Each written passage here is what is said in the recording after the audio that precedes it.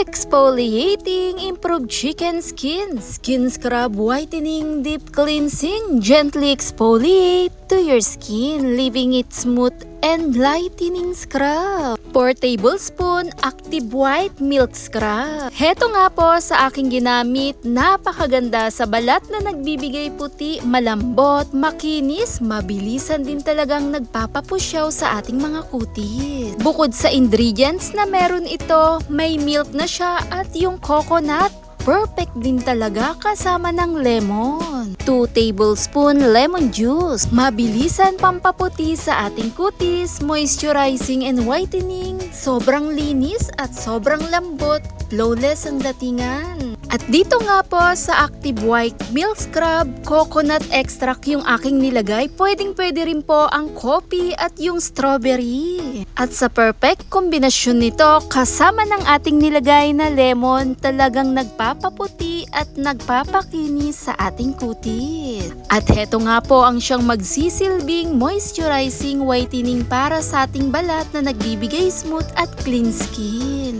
At sa 3 araw na aking paggamit, nakakapusyaw siya, nakakalambot sa kutis, pwedeng-pwede sa underarms, sa may tuhod, sa may batok, at sa may mga part na may itim. At dahan-dahan ko nga itong nire-relax at minamassage sa aking balat kahit 5 minutes, pwede mo tong ibabad sabay na rin sa pagligo.